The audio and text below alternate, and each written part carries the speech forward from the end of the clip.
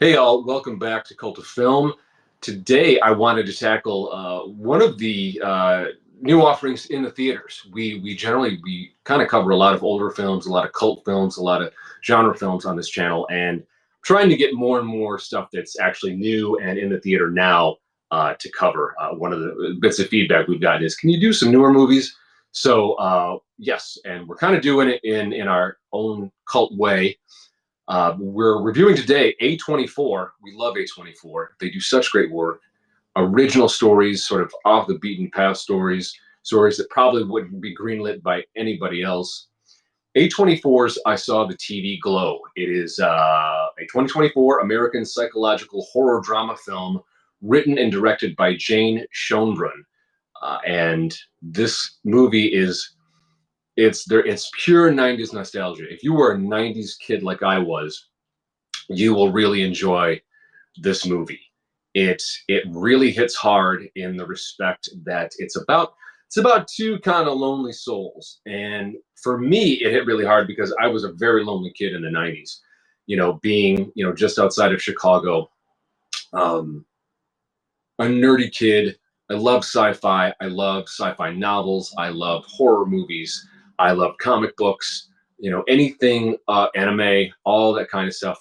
Despite the fact that I had kind of pulled myself out of sort of my fat kid phase and started getting athletic, my core interests were still really not mainstream at that time. And in the 90s, it just, the things we take for granted today, we can stream almost any anime ever. We can stream all of these, foreign films, cult films, genre films. It really is an embarrassment of riches. But in the 90s, it really wasn't that way. You either had to go to a anime convention and get bootleg VHSs for certain things, or you had to wait for stuff to come on TV or try to rent it from Blockbuster.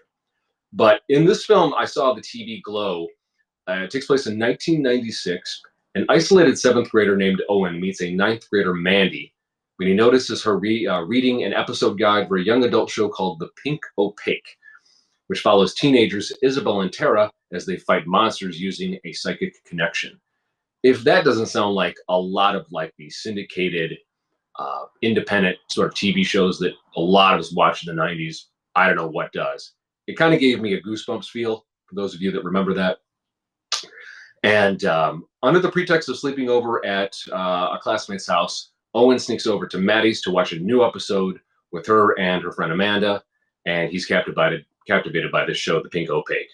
2 years later, Owen's mother, Brenda, terminally ill. Maddie has been ostracized from their school after a rumor circulates that she put hands on another girl. Owen, unable to watch the show live due to his parents' strict curfew, Maddie takes the shows for him. So these two kind of build up a friendship. They've got this love of this show. Owen has strict parents. His mother's ill. His father's kind of a jerk. But Maddie is kind enough to take the show for him. They basically build this friendship over this show. And in a lot of the interaction between the two of them as Owen gets older, you can kind of see, I think it's implied that they're both on the spectrum, which, some of us nerds are on the spectrum, but not all of us. Just because you have unconventional interests doesn't mean you're necessarily on the spectrum. But some of us are. And I think it makes these characters even more real and more interesting. Basically, Maddie at some point resolves that she wants to get out of town because of she's an odd girl out.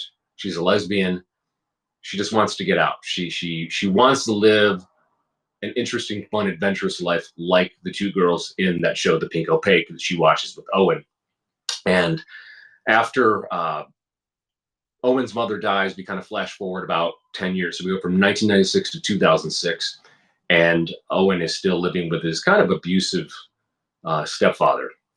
His stepfather does eventually pass away. But what's interesting is after a period of almost a decade, she's disappeared. When back in the mid 90s, when they bonded over this show, Maddie was telling Owen, we've got to get out of here. I've got to get out of here. He chooses not to go with her. Kid's just dealing with a lot. He can't leave his mom who's ill, all these things. We flash forward to 2006. Maddie's been away. and Owens is trying to keep stuff together. His mom has passed. He's dealing with this jerk of a stepfather, played by Fred Durst, by the way. Interesting casting. And then, what do you know? Maddie shows up. She reappears in Owen's life, and basically tells him that she has kind of been living in the world of the pink opaque. She has been living this great adventure, and sort of over time, she's trying to wear him down to come with her. And eventually, she sort of admits that that's not really what's been going on. You know, she ran away, went a few states away, tried to make things work. It was really difficult. This movie is essentially, while it is 90s nostalgia, and there's a lot of really heartfelt stuff there, you can't help but love these two sort of odd kids of Owen and Maddie.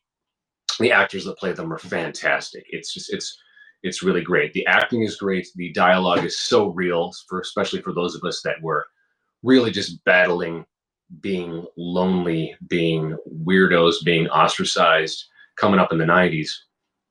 This movie hit really hard. The thing that kind of surprised me, though, because the special effects in the TV episodes of The Pink Opaque that they watch, the sort of waking dreams that these two have, kind of leads you. The colors, the production values for this movie are fantastic. And it's from Fruit Tree Productions, which is Emma Stone's production company. So good on her for producing these independent stories. But it kind of at some point, it feels like the world of The Pink Opaque starts to bleed into the real world. And then I'm like, okay, let's go. And it's the color scheme of it, the sort of ominous feel, not just of being an isolated teenager who's a little odd, comes through, but it also feels like, you know, is this a simulation? Is this just the dread of being an outsider kid? What's going on? That, with all of these sort of bright colors up against the dark sort of noir shots of this movie, beautifully shot, by the way. The director and cinematographer did a great job. I kept expecting for there to be this sort of sci-fi bend, that we get to Maddie disappearing again, and we flash forward like 20 years or 30 years, and you have Owen still kind of working these sort of dead end jobs, and he's just unfulfilled. And I was just expecting Maddie to show up again and to, burst through some portal, right? In this, from the world of the Pink Opaque, and to say, hey, come on, come with me. Let's go live forever. Let's go battle monsters with our psychic powers. But that's not the way the movie went. And if you don't like spoilers, you really should have turned this off at this point, but I'm not going to spoil the movie for you. The ending, the way it ended, it really took me time after we left the theater to talk about it with my friends that I saw it with, for me to sort of appreciate what was going on and what Jane Schoenbrunn did. It ends up a cautionary tale that Owen, because he made the choices several times not to go twice, not to go with Maddie. Now, were they ever going to go to a fun, interesting, adventurous world like that of the TV show they love, The Pink Opaque? No. But I think the crux of the movie and the message is Owen chose to stay behind when he should have gone out and struck out on his own. He should have left after his mother died. He should not have stuck around with his abusive father, but he did. And he stuck around, working jobs that are beneath him until he gets to a point where he's frankly too old to be working at sort of a Chuck E. Cheese style restaurant entertainment setup like he does in the movie. And that's kind of the moral of the movie. And I was sort of upset because I really thought this was going to be like another sort of sci-fi, slice of life sci-fi drama, because so many of those come from A24. But that's not what this movie was. But I still love it and I still respect it, which is why I'm talking about it. The big lesson of this movie, and it's a cautionary tale, it's a morality tale of, if you don't fit in where you are, you have a moral responsibility to yourself, and Owen had a moral responsibility to himself to strike out on your own.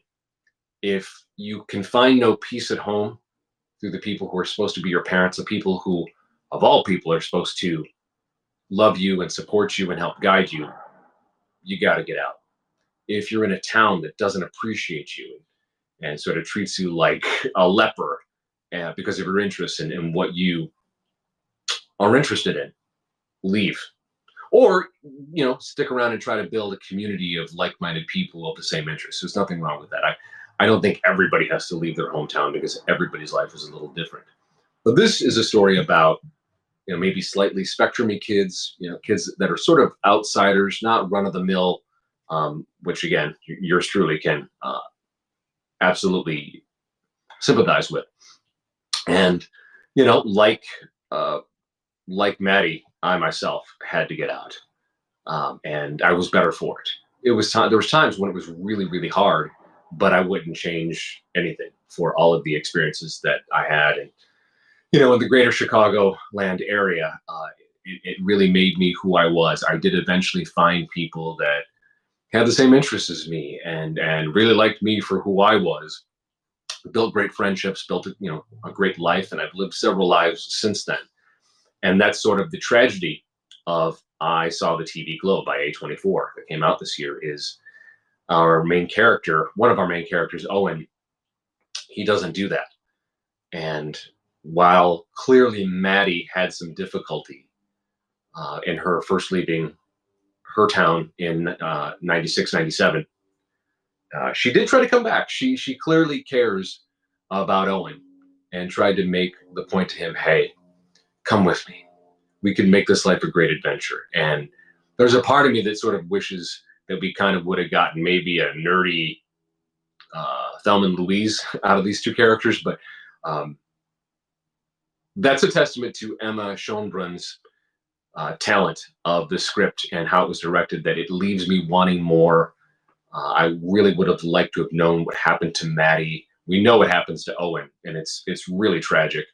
And again, the takeaway I think from this movie, per my friend sort of discussing with me, is it's a cautionary tale. It's what happens when opportunity knocks in life. There are, and I've seen this in my own life, and I'm lucky that I have answered the call every time. I think you only get maybe a few, maybe 2 or 3 calls to adventure in your life. And it depends on who you are. Maybe not everybody. I don't think that everybody has to move out of their whole hometown and, take all these, crazy opportunities. You don't. But if you're a really creative, odd person, sometimes you need to, because you need to get in where you fit in. And it's rare, at least in my experience and in some of my friends' experience, that tends to be where you were born and raised. Sometimes it is, sometimes it isn't. And the tragedy of this is Owen didn't answer that call to adventure. He had two shots to do it, and he didn't. And luckily, Maddie did. Again, we don't really know what happened to Maddie, but I like to think that Maddie, she finally found her groove out there and got a girlfriend, and maybe she's somewhere in Oregon or New Mexico, and maybe she owns a comic book shop, or or runs like a local theater, and helps kids and people that are creative and a little odd, and gives them a platform and a place to tell stories and share with people the things that they love. But this is a movie worth seeing.